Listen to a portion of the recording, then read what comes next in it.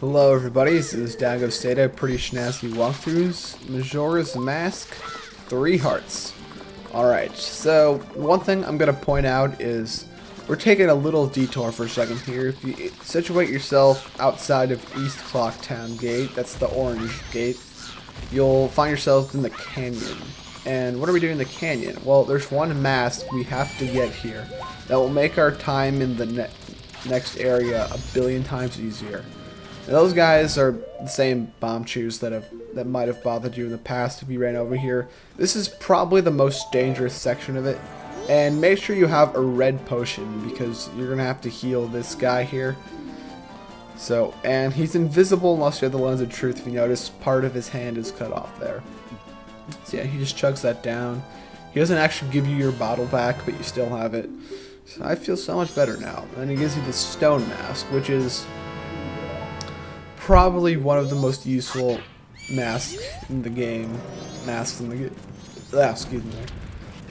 Basically what it does is make certain enemies. I don't think it works on every single enemy, but it works on a lot of them. And of course it doesn't work on the bosses, obviously, but it'll make it so they don't notice you. You can walk right by them and avoid engagements or stuff like that, which I actually might use that later. I mean, I didn't use it too much in the next temple, but one side quest that's actually required to complete before doing the Great Bay Temple is, well, you'll see what it is, but it's a billion times easier if you have the stone mask.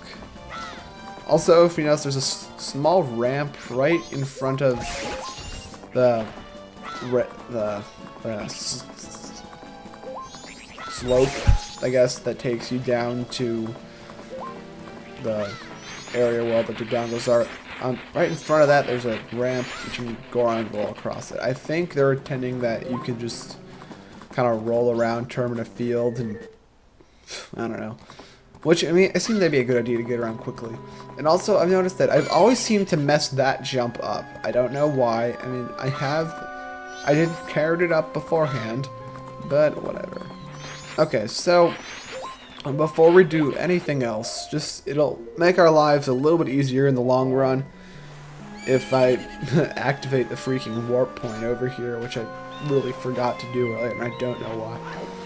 Alright, so Zora form. It's the first time we're actually showing it off its moves in the video. It can swim. That's basically the main thing it's useful for. I mean, combat-wise, it's not too good. I mean, it has this... Its charge attack is where it shoots out 2 of its fins. Or it's 2, like, blade-like fins on the side. It shoots those out and uses them as weapons, but it takes a really long time to get back, and it leaves you kind of vulnerable for a second there. But it has its uses in a couple of spots. Like some enemies, it's pretty much their only weakness. When it's pretty much one enemy in particular, actually. But whatever. Alright, so where we're going now is wait for it to go inside, and it is the Pirate's Fortress. It's pretty much the same thing as Gerudo Valley and Ocarina of Time, except that there's pirates. You're probably wondering why I put on that Goron mask, but there's a switch you have to hit, and it's way over there. You see it? Yeah. Okay, so pretty ominous, and has some pretty epic music going here. So put on the stone masks, and these pirates will not see you. It's the same way, like, they kind of patrol around. You can stun them with arrows, usually. I don't think you can stun the ones on the boats with arrows, but then I usually don't try. And just kind of pull out the stone mask and kind of sit around on their boat, and they won't notice you. Also, if you're going for heart pieces, I believe you can get one of them by if you take a full body picture of one of the pirates, and it's almost impossible to do unless you have the stone mask on. Well, actually, it is impossible to do unless you have the stone mask on. Then you show it to the guy in the house on the shoreline, and he gives you like a heart piece or something like that. Alright, so go in here.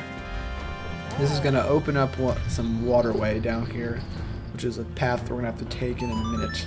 Also, be a little careful while you're trying to swim around here. Like, make sure while you're making horizontal progression across this thing that you're down deep enough so the pirates don't notice you while you're swimming, because they will throw you out. They don't throw you in the brig, they just throw you out, which is a little illogical. Yeah, I haven't been yawning much in these videos until now. Okay, so going here. Also, you notice that thing I did there where the brief moment of shininess? That's basically the way you can defend yourself while you're swimming. Also, you can, if you drop all the way to the bottom and you're standing, you can fight normally down there. I mean, except you can't really do much, as many crazy maneuvers. So here I'm thinking, okay, yeah, I don't need to go and push that block, but then I realized, oh wait, I actually do. Most also, we're gonna get a couple of rupees out of doing that, which really, I have not been keeping up with storing my rupees after these recording sessions, but whatever. Okay, so just go in here, and there's this little chest, and I was really scared that it might be a heart piece, but no, I think there's a heart piece in a chest. It's usually in the biggest possible chest. But feel free to correct me if I'm wrong there, but whatever. I think the next walkthrough or guide I'll make after this is going to be a video of me just going and collecting every single heart piece after this. Yeah, I think, did I just push it the wrong way there? Yeah, I did. Yeah, I'm a little, I kind of lost my bearings here. Like, I don't know, it's basically my my slogan or motto is, while I'm recording, everything that can go wrong will go wrong. You know what I mean? I mean, the only time I ever had really good luck during a recording is when I fought Dot, and I had like a perfect match against him. I mean, I got hit once, but whatever. Okay, so we're going to progress onward, and this part is, it's not really much of the stealth here. There's really only one or two areas that you actually, there's only a couple of areas where you actually need to employ good stealth skills. So basically, think of it like Metal Gear Solid. If you suck at that game, which I do actually, then there better not be a person.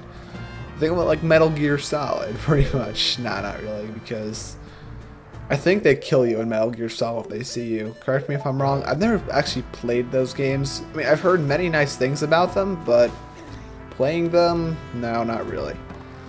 Okay, so go into here and be careful to avoid those things. Those are, I mean, they look like they're just gonna hurt you with their spikiness, but really they're just mines. Like, they'll explode when you hit them. It does like half a heart, I think. Yeah, I really wish there was more stuff in there. That heart piece is pretty easy to get. There's a switch over here that opens it up, and you have to run down quickly to get it. I think here I'm just kind of showing it off.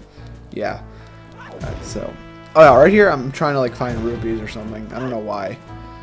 Which, it's really not worth the effort. If they were like just pots, then maybe I would think it's worth the effort, but no, we're only getting like single rupees here. Unlike those 5 crates in the Snowhead Temple that always give you a 5. Yeah, I figure this time, actually, for a reason, I'm breaking them to make sure they're out of my way. So this is one time where it's pretty useful to have that. You can do it with an arrow and then quickly put on the human mask, and I almost missed it here, actually. But all that matters is, yeah, see, it's a bomb. That you have to do it pretty quickly so you can get out of there. And here, what they do is they force you to take the dangerous route past all of those things, which really, it's not that difficult. But if you get swept up in that current, it'll take you back to the sort of main area, I guess, the outside, where there was you see one of the pipes that a current pushing you outward. Alright, so in here you step on that switch, and you should I would actually recommend using an arrow to do this, mainly because there's no way you can possibly do it fast enough with the Zora fins, because you have to quickly be able to shoot that, because it goes down almost immediately after you do that. And I got really lucky here. We got pushed around by like a bunch of explosions. Aha, see, that's worth it. Giving me my blue rupees. Actually, I was probably looking for arrows and breaking these, which they really haven't been giving me. More blue ones? Oh, Deku nuts. Yeah, that's useful. Deku nuts are almost completely useless in this area. Whatever.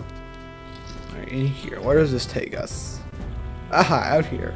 So this is sort of like a checkpoint in this area, but I'll tell you more about that later in the next video. Okay. So we're gonna progress into this room here. And where do I actually end this video?